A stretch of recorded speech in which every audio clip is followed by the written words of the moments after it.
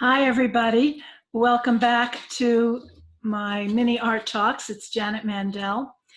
I was thinking, since today is August 12th, that those of us who live with access to a seacoast have just about 2 weeks left to get to the beach in normal times. But of course, this isn't normal times, so we may not be able to go. So I thought that maybe it might be fun to take a look at paintings throughout art history that have to do with going to the beach. So let's begin and let's go to the beach. Now, I started off with thinking that maybe I would look at medieval art, but there really wasn't much having to do with going to the beach back then. I mean, people in those days were pretty preoccupied, what with the Crusades and the plague and all of that. So it really wasn't until I decided to start with this painting from the 15th century, Botticelli's The Birth of Venus, which is at the Uffizi in Florence. Now, back then, the only subjects that were really painted were scenes like this from classical mythology, or religious pictures, or maybe a portrait of a king or a pope, but you really didn't have a lot of normal everyday people at the beach having a good time. But here we have Venus at the beach because we know that she sprung fully formed from the sea foam from her father's genitals, and he had been killed and castrated by his son. Such a sweet family story, of course. So here is Venus on the beach being blown into shore, and that's one of the earliest pictures that I found. And then I thought, well, maybe we could cheat a little bit and go to this New Yorker cover designed by Roz Chast from 2014 showing Venus, but that really wouldn't quite be fair. So let's go now to 100 years past that, which is now the 16th century. And we have this painting by Peter Bruegel the Elder, or maybe it isn't by him. There's doubt as to whether it was his workshop or one of his apprentices who did this, but regardless, it's a wonderful picture. Not much beach here. We mostly see a shepherd with some sheep on the beach here, and then this other guy here is plowing the fields a little bit higher up. But this is another picture of a mythological subject. This is a landscape with the fall of Icarus from 1560, and it's at the Royal Museum of Fine Arts in Brussels, in Belgium. Now, where the heck is Icarus? I mean, we know what happened to him. He was very hubristic, and he fashioned wings and attached them to himself with wax, but he flew too close to the sun and fell into the sea. And here's the sun, but we have to take a good look to find Icarus, and oh, there he is. He has splashed into the sea. So that's something from the 16th century. Now let's look at the 17th century. Again, we have these same traditional topics. This one is a religious topics, something from the Bible. It's Poussin's The Crossing of the Red Sea from the mid-1630s, and it's at the National Gallery of Victoria. Again, it's not people having fun going to the beach, spending a day at the beach. It's the Israelites desperately trying to get away from the hordes of Egyptian soldiers that are coming to re-enslave them. But it is a scene at the beach, and one that I could find from the 17th century. So let's go into the 18th century. Now this one is interesting. It's by a painter that I didn't know before I did this. His name is William Hodges. He was a Brit, and he was a member of James Cook's second voyage to the Pacific. And that's what this is a picture of. This is the two ships, Cook's two ships, the Resolution and Adventure, in a bay in Tahiti. And it's getting a little bit closer to us seeing people enjoying themselves on the beach. The closest we can get to that is here in the foreground. You see he's got some natives lolling around. Of course, they look pretty white to me, especially this woman and her child. But that's what I could find from the 18th century. But once we get into the 19th century and the Industrial Revolution is in full swing, things really begin to change. So what I found from the early 19th century was this wonderful painting by Turner. Look at how gorgeous this is, Calais Sands at Low Water from 1832. And this painting is at the Bury Art Museum, which I had never heard of, in Greater Manchester, England. And oh, look at how gorgeous. Well, we know how Turner just creates these amazing images, light infused images. But again, this is not, if you look, this is, the people here are not really having a good time. They're working. It looks like they're clammers, they're clam digging and trying to eke out and scratch out a living by coming early in the morning to the beach to find some clams. So let's see if we can finally get somewhere. Well, no, not quite yet. We've got Pissarro's wonderful painting from his native St. Thomas. Pissarro was from St. Thomas. And you have this beautiful beach scene, but again, these are working women. This is two women chatting by the sea, and it's in a private collection. And they are coming from this group that you can see in the middle ground there that's washing clothes in the water, and they stop to chat with each other. It's also a beautiful painting. It's before Impressionism really makes its mark, 1856, but you can really see how Pissarro is on the precipice of that in this wonderful painting. Now, finally, we have some people who have enough leisure time to actually spend time enjoying themselves at the beach. And this is Eugène Boudin, beach scene from 1862, and it's at the National Gallery of Art in Washington, D.C. And I love this picture. It's interesting to note that Boudin was from Normandy in France, and he was one of Monet's first art teachers. He met Monet was also from Normandy. And I also love this because it gives us a nice little snapshot of what was going on in history at that time in the mid-19th century. Look at how the women dressed to go to the beach. It was really amazing. Now, you see these like little cabanas. Well, they're on wheels, if you notice. And the way this worked is a woman would get into one of these fully dressed, and the cabana was then pulled by a horse into the water, into the middle of the water, where she could have some privacy, and she would change inside the cabana, and then she could just kind of open the door and jump into the water, and nobody would be able to see any flesh at all. And that's really how it was done for quite a while. And you can see that here in Boudin's wonderful picture. He's known for these scenes that have huge skies, huge vistas of skies, which you can see here. And again, you can see this is not an Impressionist painting per se, but you can really see how Boudin and the lessons that he taught Monet could have easily been translated into what later became what we think of with as Impressionism. And now we have Gustave Courbet's The Calm Sea from right around this, a little bit later, 1869. And this painting is at the Met. Now, Courbet painted this looking over the English Channel. He was visiting Étretat in Normandy. And the ocean has receded. It's very low tide here, as you can see. And there are some boats in the distance, and then those two wonderful boats that are left on the shore.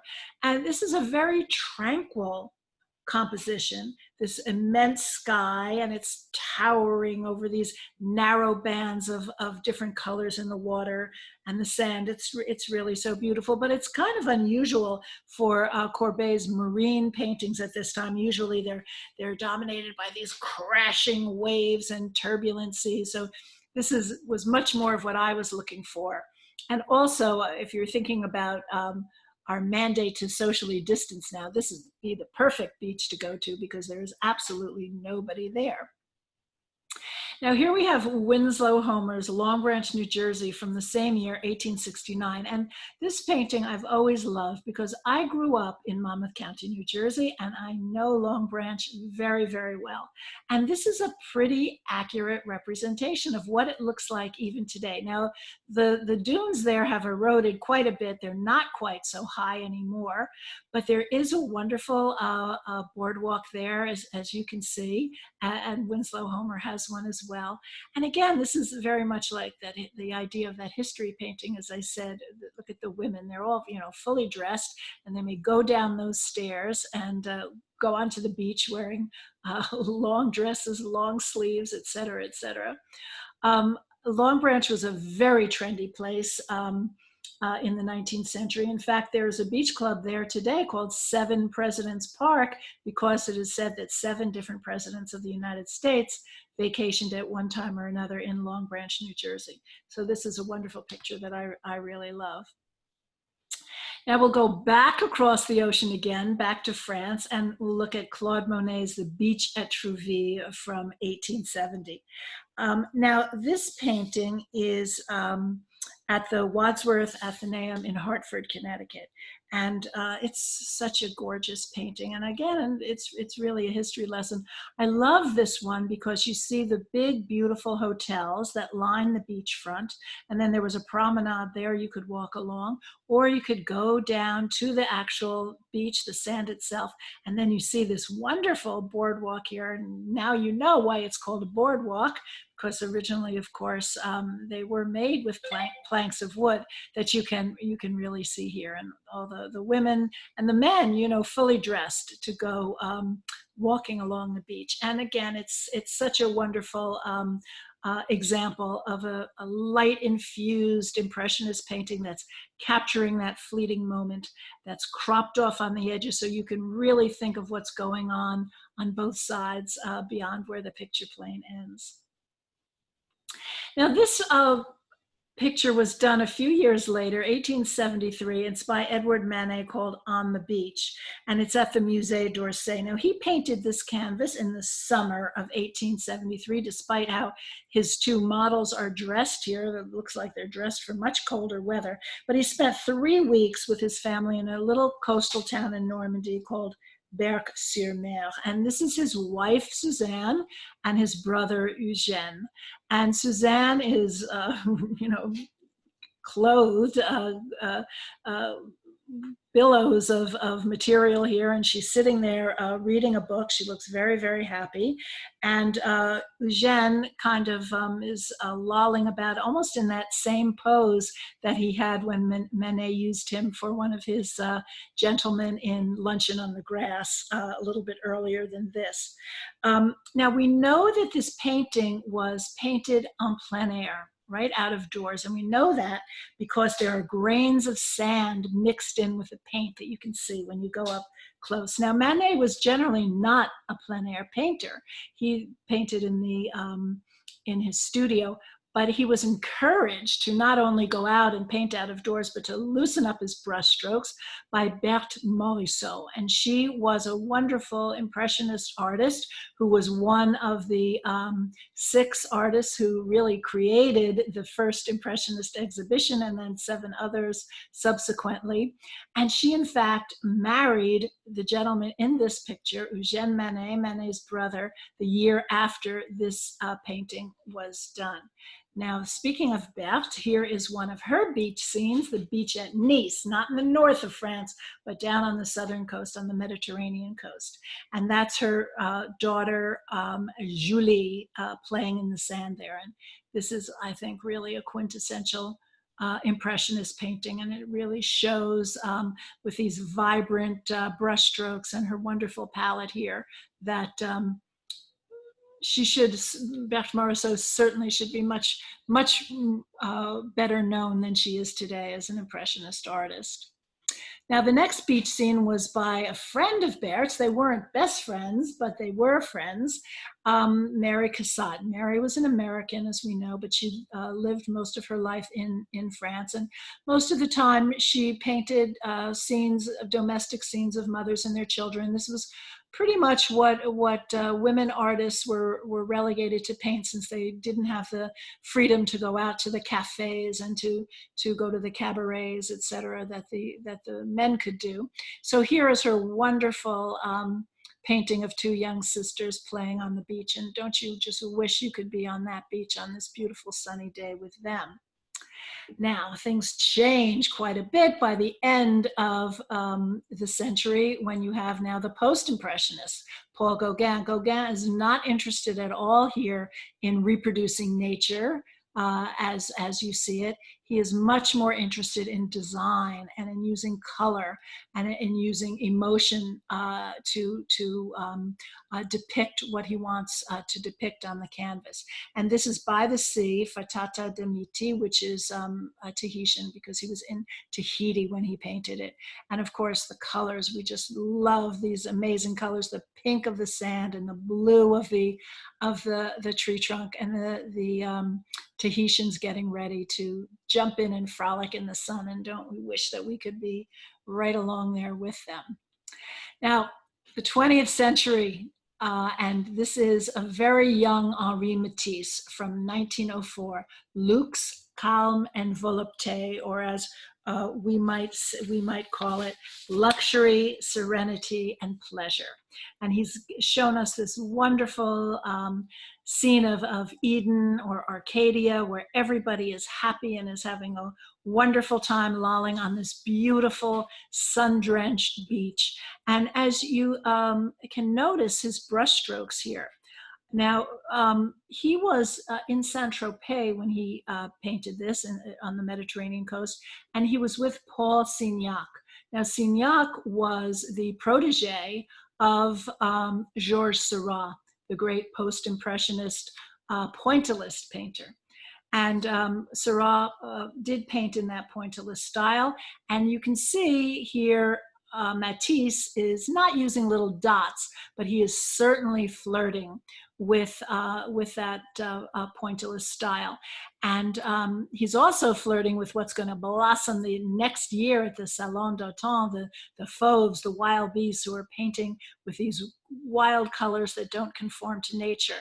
Now, Signac loved this painting and thought Matisse was really on the right road, but as soon as Matisse started painting in the fauvist style, Signac wrote to someone and said, Matisse has gone to the dogs. So he did not like that at all. Now, this is one of my favorite paintings, again, of Monmouth County, New Jersey. It's by Florencestedheimer, Asbury Park South. And of course, I also know Asbury Park very, very well. It's 1920, though, and you can kind of see the jazz age here in the way she's portrayed the figures in the painting, and certainly how they're dressed.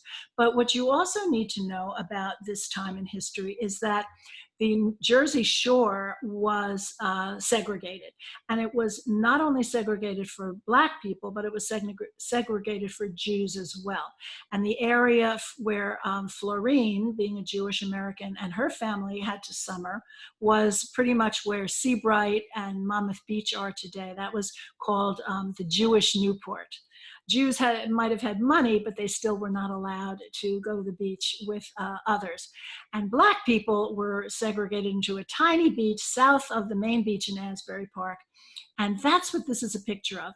Florine, who is actually paints herself right here. Actually, let me make it a little bit bigger so you can see her. Here's Florine. She came to see this beach, and she came because one of her guests was this gentleman right here, who is Carl van Vechten.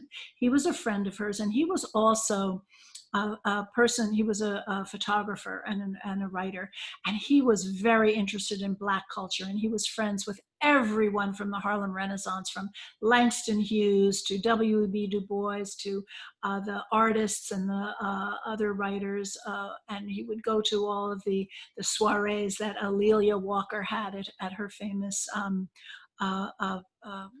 her famous get-togethers that she had. And when he was visiting Florine, and he said, let's go down to the Black Beach. I want you to see these people because they're so wonderful. And we know from the painting that it's the 4th of July, or right around the 4th of July. We know from this poster. And you can see, look at the people. They are having such a great time at the beach. Here we have the shadow of the Ferris wheel that's there. Look at how they're dressed. Some in their finest, and some in bathing attire, but then some also just in normal clothes for that time. Here's a little fellow with an American flag because it is the 4th of July. And there are very few white people in the painting, but two others besides Florine are some of Florine's other guests. This was Marcel Duchamp, who was one of her guests, the famous artist, and he is with Fania Marinoff, who was an actress, and she was Carl van Vechten's wife. So this is Duchamp and Fania Marinoff.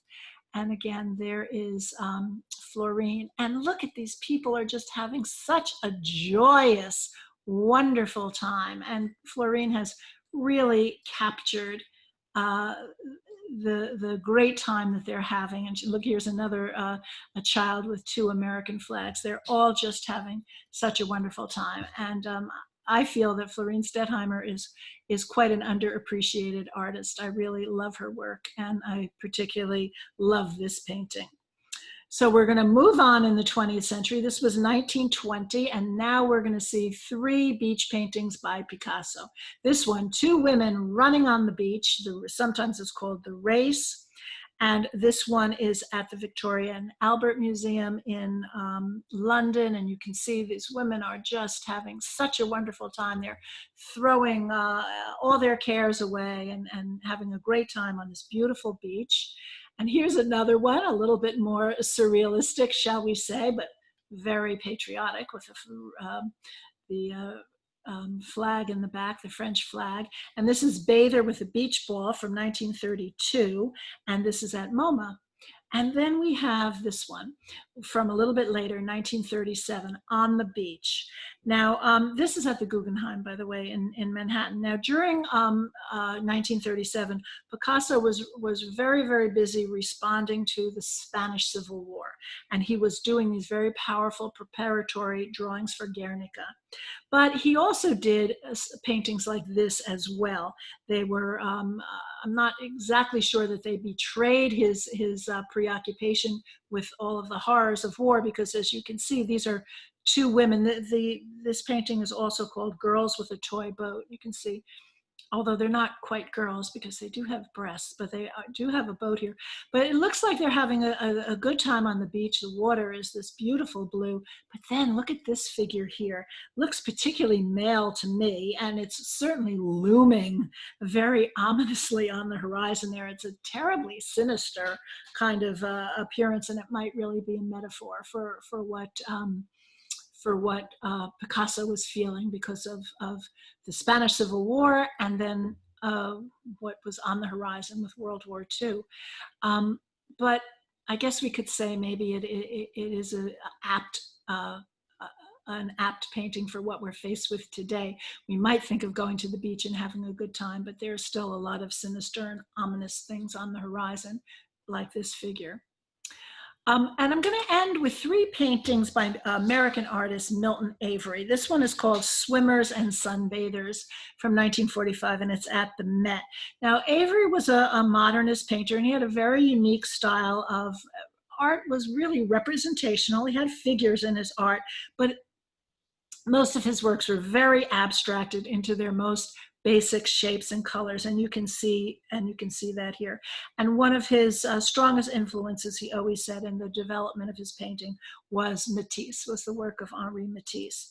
Now, interestingly, on May 11th of last year, 2019, the Bruce Museum in Greenwich, Connecticut, had an exhibition called Summer with the Averys, and that was Milton and his wife Sally and their daughter March. And this featured a lot of paintings of them at the beach, and this one was in that exhibition. And perhaps this is Milton and March watching, Sally and March watching Milton swim. And I think this is really such a great example of his work. We know that this is a person swimming, but actually it's just a completely abstracted shape. It's quite interesting. Now this one I think is one of my favorites of his. It's called Red Umbrella, and it's at the Princeton University Art Museum, pretty close to where I am. And I love this. It's, you have these horizontal bars of green color here, and then the white sand, and then it's just punctuated by this red lollipop, umbrella that's here, and the two figures. And it's, of course, another great picture of a socially distanced visit to the beach, because there's almost nobody there. And then this one too, Sea Gazers from 1956, and it's at the Whitney. This was painted in Gloucester, Massachusetts, and the Averys had actually met there in the 1920s, and then they went back there numerous times. So and again, it's another great picture of a socially distanced day at the beach. Although it does have that kind of air and sense of melancholy about it, which, you know, of course, we don't want to think of a day at the beach as being that. So I'm just going to finish with a picture of myself from 5 years ago on Long Beach Island in New Jersey. And it's kind of, I think, a real artsy-fartsy photograph, even though my husband just took it with his telephone camera. Because look at the shadows here. Right, there's my shadow here and then his shadow taking the picture, and they almost look like some of the objects that were in Milton Avery's paintings. And then, of course, this is one of my favorite t-shirts. I don't always enjoy being a retired teacher. Oh, wait, yes, I do.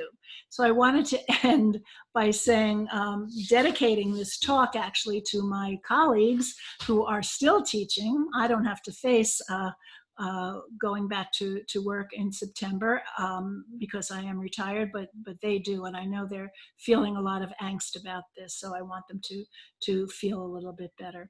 So thank you so much for joining me from this mini art talk and from coming to the beach with me. And I want to remind you that if you are on Facebook, if you put my name, Janet Mandel, and Art Talks into the search bar there, you can find my Art Talks Facebook page.